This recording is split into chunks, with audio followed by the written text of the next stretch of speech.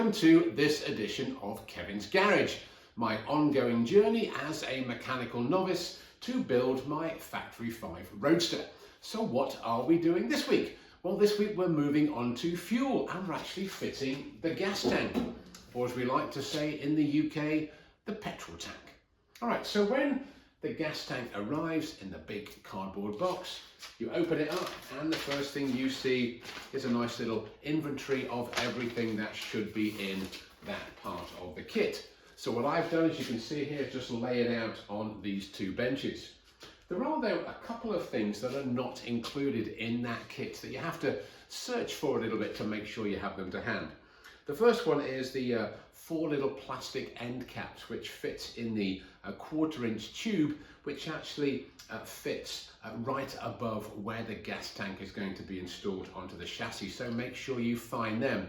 I believe they were in the secondary fittings box, which for me was box 4, but you can find that looking at your inventory, but normally is the same box. The second items are the bolts and the nylon lock nuts and the washers, which actually come in this box here, which is where all of the fasteners are included. So make sure you find those, get them all set out.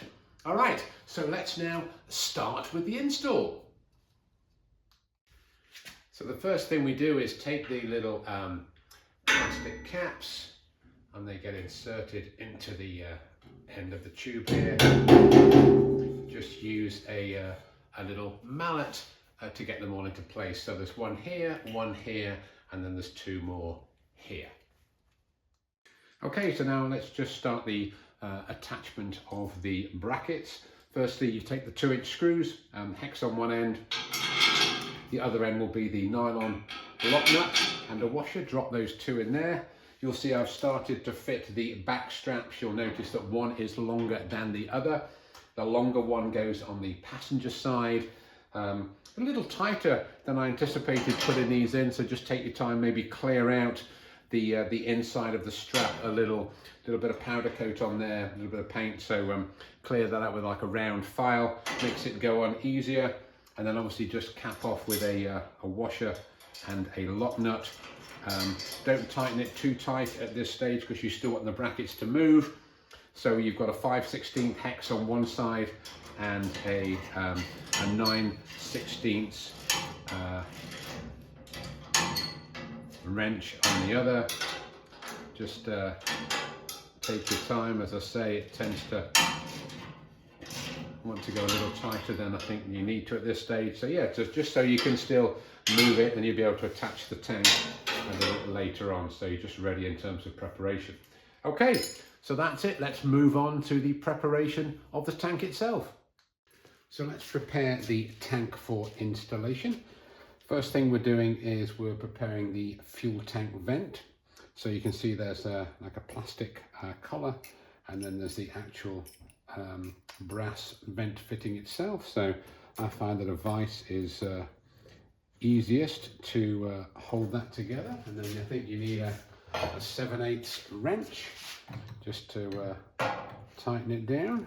So I'll just do that. A little bit awkward having the tank right here, but we'll just muddle through. Okay. Pretty straightforward. Have to go completely wild. Okay, so we push the vent gasket into the small hole on the top of the tank. So this is a little cold today, so it's providing a little more awkward, but just persevere and it will go. There you go. Vent gasket is in. Yeah, it's all fitted, and then take the little vent, just push the grommet into the top of the tank. I'll use a little bit of gentle persuasion, but it should go comfortably. Yeah, there it is. Right, there you have it. nice and tight. Perfect. Okay, so Factory 5 does recommend a few tweaks to the fuel pickup. I was a little unsure as to what I was doing, so I actually did call Factory 5 and speak to Dan in the technical department. So he did assure me that everything in the manual was correct. So the first thing that is recommended is that you just take some pliers and just take off that little cap and then pull off that little plastic piece from the return line. So that was pretty straightforward. I'll take this one off as well. And then it's really just about making these lines, the send line and the return line, a little more open. So I think we're going to start off with a 1/4 inch drill in here and see how we get on. So I've just drilled out the send line, so that was fairly straightforward with the 1/4 inch followed by, I think it was the 9/32. Yeah, that's right. For the smaller line, I think there's a mistake in the manual because it actually says the same. So what I'm going to use, I'm going to start with a 5/32 first and then move on to a 3/16, and I think that will be perfect. So let's just have a go.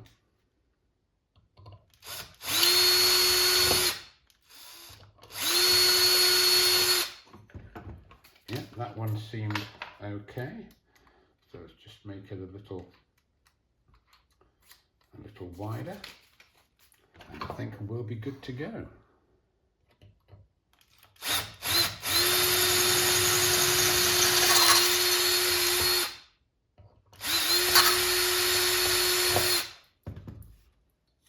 Yes, that looks absolutely fine.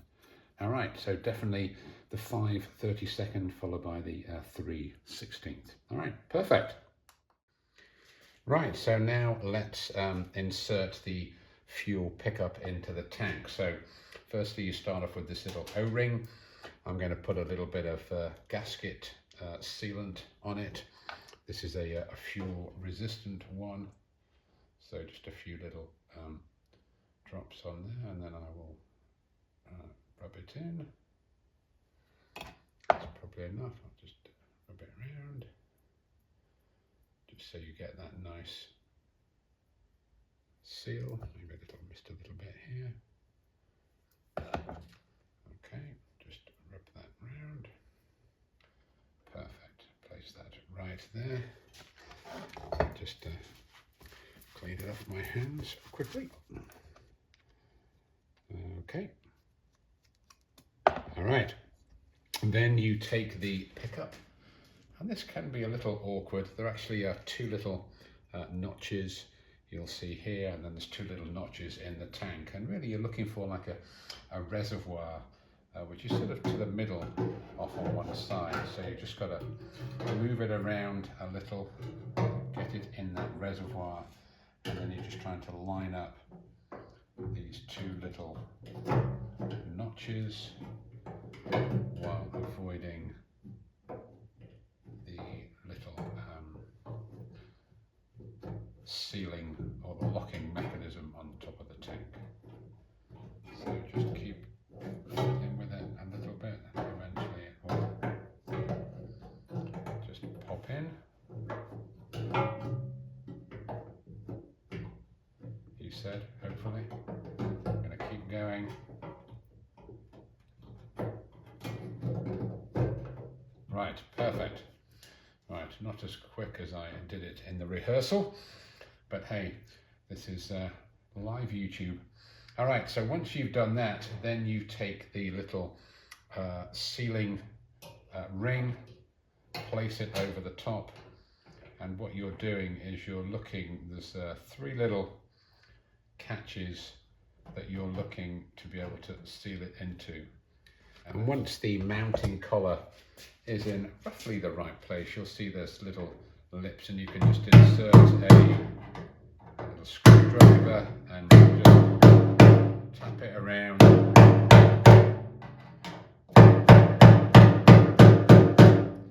until it is sealed on all 3 catches. Perfect. Now we go through the exact same process with the fuel sending unit. Try not to drop the gasket cap. A little bit of gasket seal on the O-ring. Make sure that is just spread evenly around the ring. Pop the ring in. Clean your hands. Take the sending unit, which is right here, and again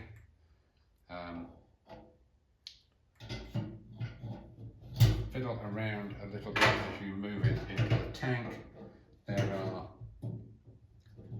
2 little notches, so it really only goes one way. Then you take the locking collar as before, just push it round, and then take your trusty screwdriver and mallet and just lock it into place. Perfect. So now the final preparation, we're going to put the filler neck in. So we have another gasket, this time a little larger. Same process as before. We just push this gently into the neck.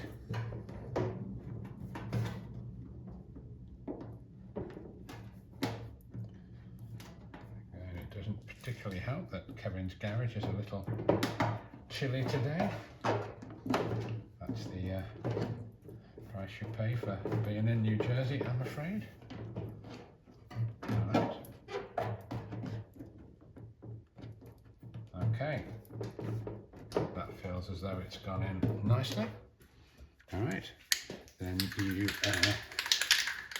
just put a little bit of WD-40 just to make that a little smoother, and then you just take the neck and just push it in.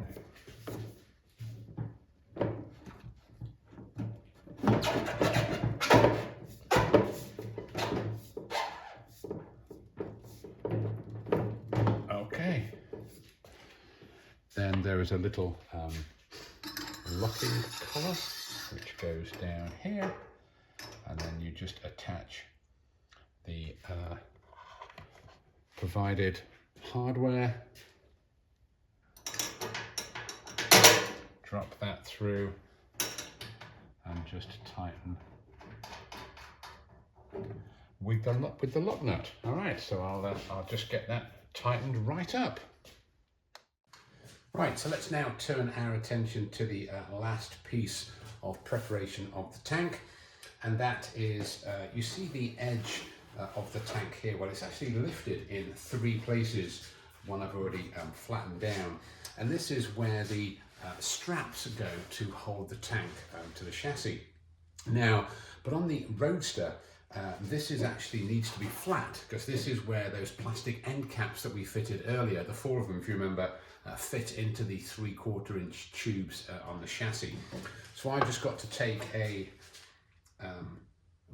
really some sort of large grip pliers and just very gently tease that flat. Just do it nice and gently. Obviously it hasn't got to be that neat. I'm just trying not to rub the paint off. Right, that's much better. So that's pretty flat now, and that will enable the plastic bud to fit right on there. So I'll just do this other one. This is not quite as wide. So again, just be nice and gentle. I mean, you do need to exert a little bit of force, but it'll all make sense when you see how it actually fits when it gets obviously attached to the car. Right, I think that is good enough. As I said, it just needs to be nice and flat because where it was lifted before, and I just had a little practice run to try, it really gets in the way and does prevent a nice fit to the chassis. Right, so let's get it fitted. Okay, so you can see that the gas tank is now fitted. We've got the plastic base on, just tightened up the nuts. I think this is a 9/16 with a hex on top. One thing I did have to do, if you can just see here, is remember I pointed out that you needed to flatten out all of the sections. Well, actually you need to flatten out 3 and have one that's lifted, and that is this one on the passenger side, because there's still plenty of room for the plastic sort of foot to fit in with the 3/4 inch tube. But in order to get this sort of more vertical, then that little sort of indentation, that bevel helps. So 3 of them are flat. The front of the passenger side needs to remain indented. So hopefully that clarifies that. All right, so the gas tank is in place. So I think let's just summarize what we've done. Okay, so that's it for this edition of Kevin's Garage. We have the gas tank in place. Now we're obviously ready to move on to attach the fuel lines as and when we see fit. One extra thing just to point out is I did cover the fuel filler just with a little bit of a painter's tape, because obviously the last thing you want is any debris or dust as you're finishing the build going into the gas tank. All right, and again, just a reminder, don't tighten the bolts up too tight at this stage, because we will have to lower the tank, particularly on the passenger side when we fit the remaining aluminum around the trunk. All right, so that's it for this week's edition. Hopefully you're continuing to enjoy the Novice's progress. If you do, then please like and subscribe. And next week, I think rather than fit the fuel lines, I think we're going to be brave and tackle the brake lines. All right, see you next time.